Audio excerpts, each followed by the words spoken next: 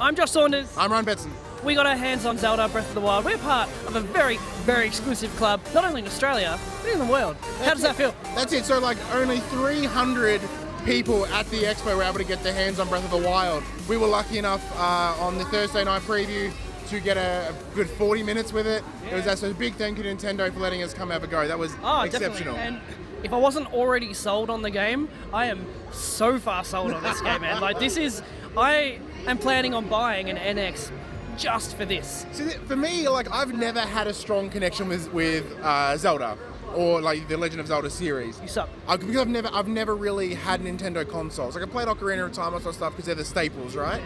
But with this game, it got me in such a way.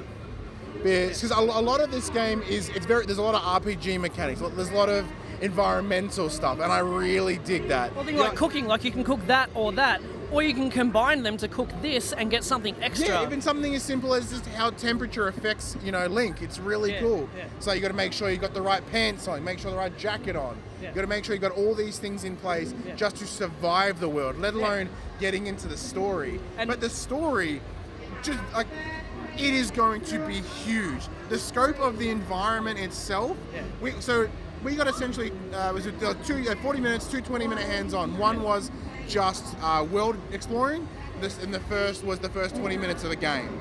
In the first 20 minutes of the game, they just showed you this massive, massive world. Yeah, because he's like, open your map, okay? And he's like, this is where you are.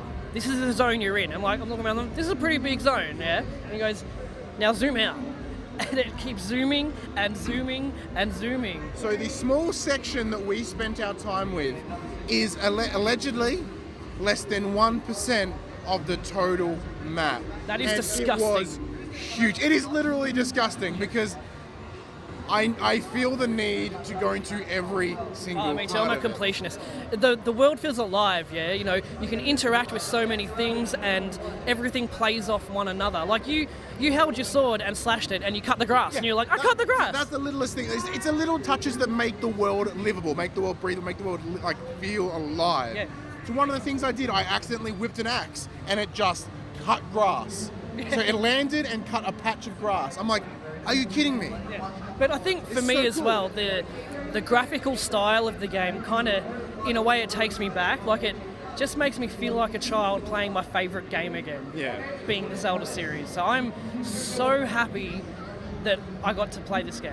Yeah. Like, I am ecstatic. Thank you so much, Nintendo, for having us here and letting us have a go. Yes, thank you so much for letting us come out and give it, big thanks to them. That was it was one of the highlights of this show, without a doubt. There is complete understanding of why it was Game of the Show at E3. Oh, for sure. It is so good. The potential for it is huge, and I think it's the big game. Because we know it's a launch game for the NX. I know it's the big game that Nintendo need, and it is so good.